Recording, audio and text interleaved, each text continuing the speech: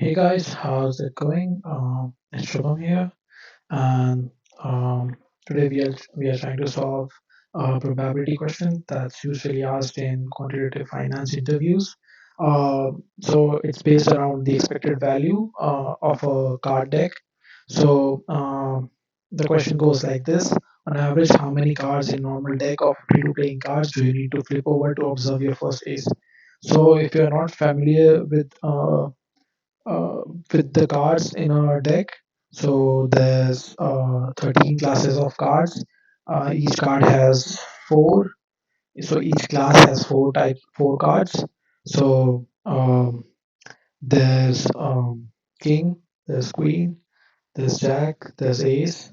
It's one, two, three, four, five, six, seven, eight, and nine. So each of these types have four cards each, and um, I mean, there's different kinds of uh, uh, classes as well. So there's a club, there's a diamond, there's a heart, but that's irrelevant for this question. So we need to find how many cards in a normal deck of 52 playing cards do we need to flip over to get our first ace. So let's try to imagine a deck of 52 cards. So if you have a deck of 52 cards, let's assume that this is a deck. 52 cards have been laid in a line, and we know that there's four aces in between. So let's try to partition a deck based on the aces around. So let's say every gap in between represents an ace, right? So and these gaps are like the sizes of these gaps are random. They are not evenly spaced. So like this is like entirely random, and let's say there's four aces between these gaps. So like let's represent ace as this ace here. So in between the decks we have four aces. So let's think of uh, the problem now. So if we were to like randomly take this uh, this deck, this sub deck, we are guaranteed that it will have at least one ace, right? And then we have, if we were to take this, we are guaranteed to find an ace again. And if I were to take this deck, so like in this way, like I'm guaranteed to find a ace in each of the deck.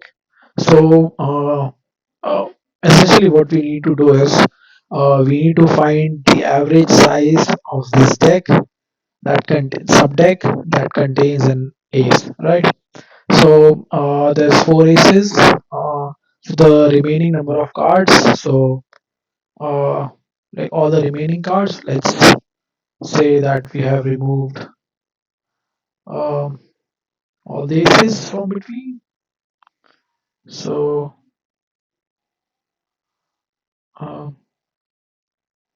now we have 48 remaining cards and four aces that make five partitions. So essentially, we are guaranteed that between two partitions there exists ace. So we need to find the average length of the partition. And if we take one more card than the average length of the partition, we are guaranteed to find an ace. So there's five partitions. So uh,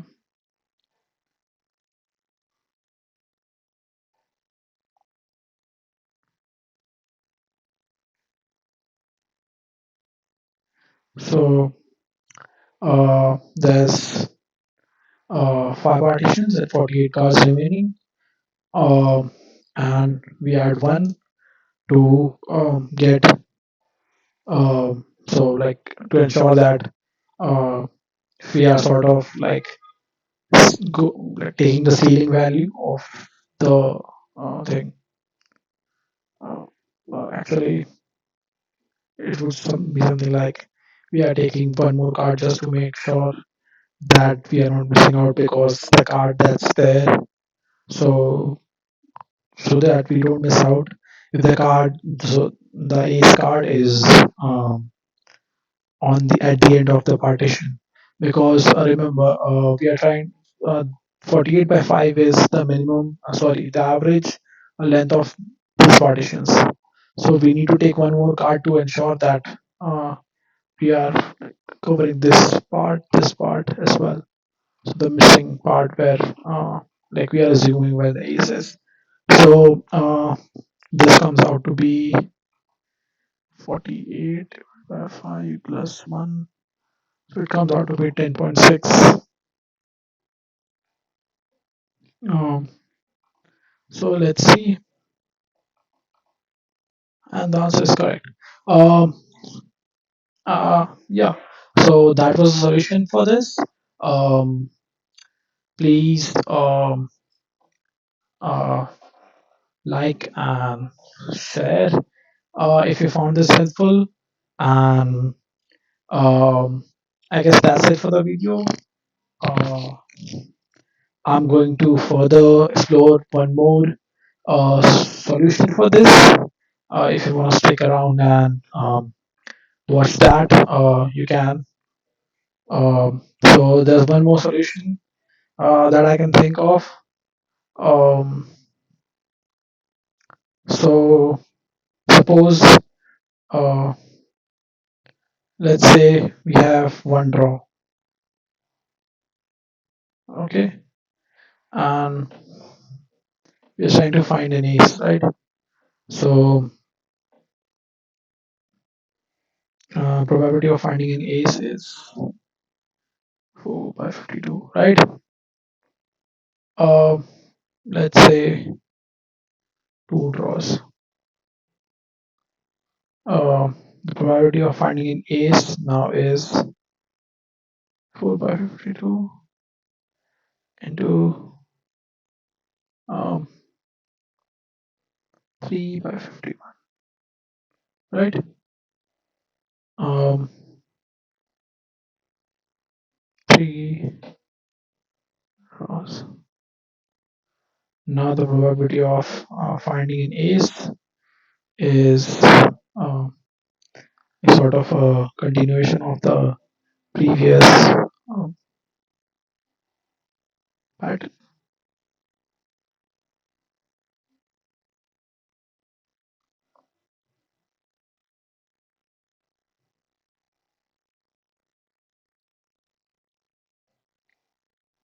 And um, 4 draw is 4 by 52 into 51, 2 by 50 into 1 by 49, right? And that's sort of how the question goes. Oh, no, we are not drawing an ace every time, right? So, yeah, for like drawing an ace on my first card, so P of ace, so yeah, this would be something like 4 by 52. Now, uh, we need ace in second row. So what would be the probability of that? So the probability of that would be, so it's like you did not select ace in first in your first pick, and then you're selecting an ace. So it's 4 by 51. and like continuing this pattern, I'll draw it up for a draw, for a draw. So this will be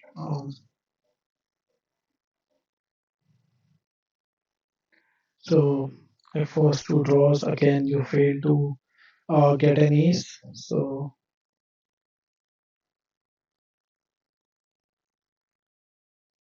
sort of becomes like this. And in your fourth draw, you again fail to uh, redraw an ace in your first three uh, tries.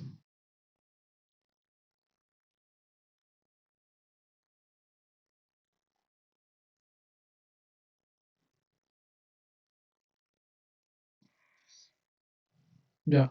So you can see that now we are trying to like we are like seeing some sort of pattern here, and let's try to like uh, get uh, ace in nth draw. Okay. So that would be um, let's see. So we can see that here the pattern is uh, 48 factorial um, by uh, 52, 51, 50, 49 factorial, and um, so let's make for one more, and I think then we will be able to see the pattern better.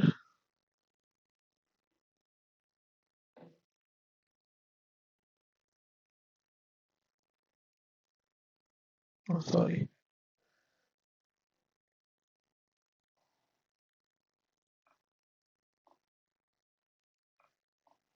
Oh,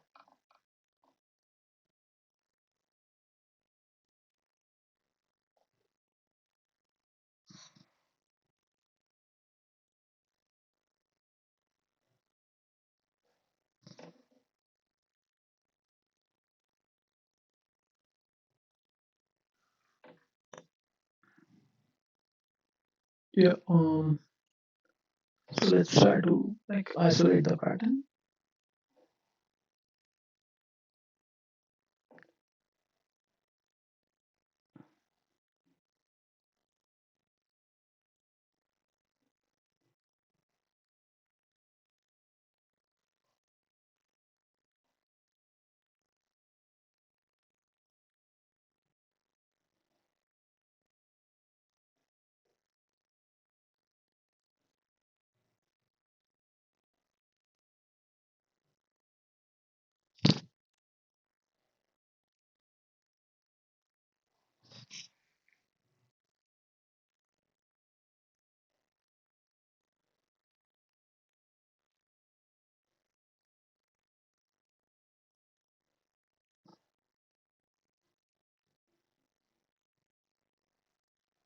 We see a four is left out.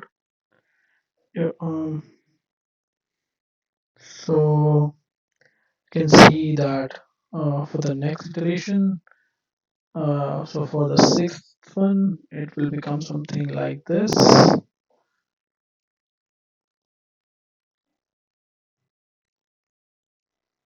and the denominator will become something like this,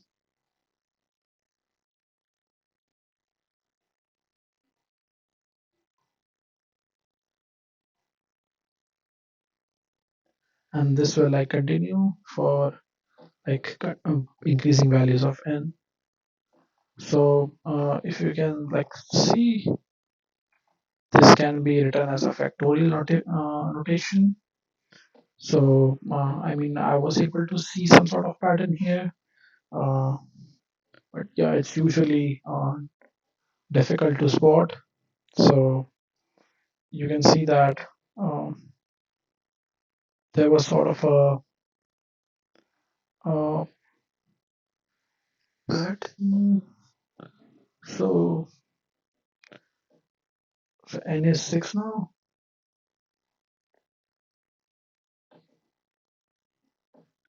So this is dependent on 6.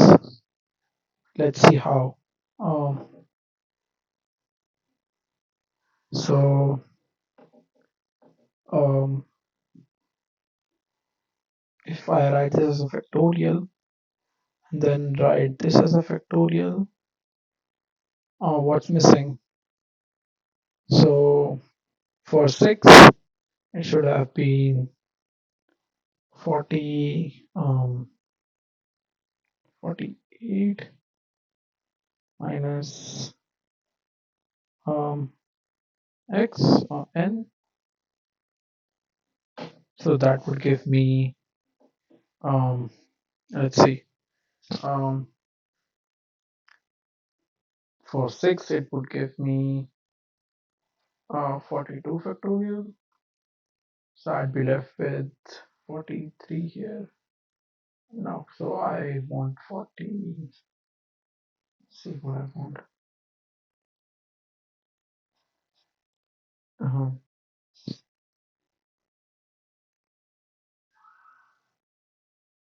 Yeah, so I want n minus 1 here.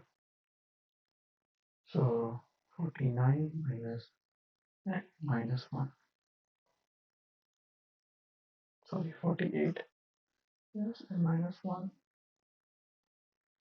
And 52 um, divided by 52.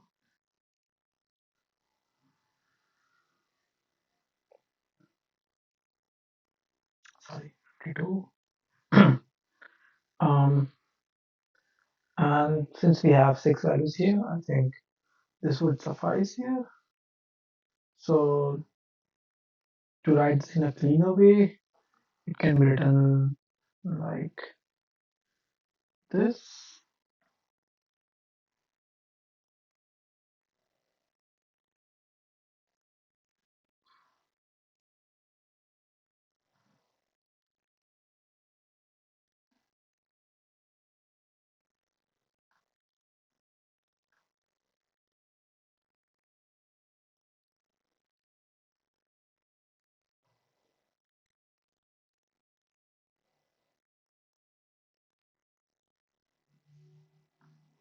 So I'm expanding on the denominator values and it becomes 49 factorial, 49 minus n factorial, and this becomes n factorial. Yeah. So let's see what this value comes out to be. Uh, so like this is the value for the nth draw. So this can be written as what it can be written as this. So this was the calculation. So it's this. Yeah. So now we have the nth value. We are trying to find the average number of draws. So that would be the expectation of the probability distribution. So what we have calculated right now is sort of the probability distribution. So the expected value of probability distribution is given as um, integration or summation x e x, or so that's usually like this. So that would be summation of um, summation from 51 to 52 for x. So since there's 4 cards, this can be written. So sorry, wait. Uh, so yeah, x into p of x. So p of x is this, p of x is this, so x into px. And now we can use something like Wolfram alpha to calculate the uh,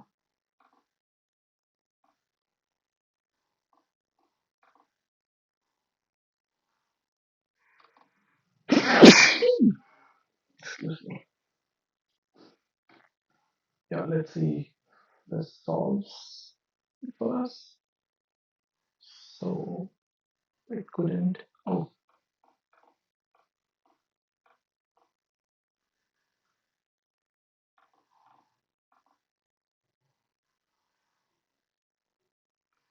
Victorian sun is very this mindful. Oh, oh,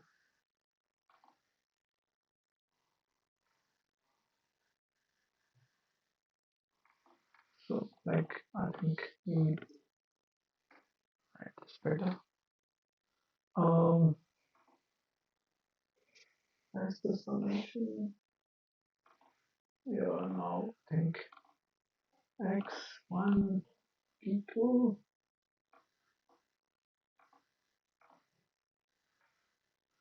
So like this should be. Oh, what happened now? Oh, sorry.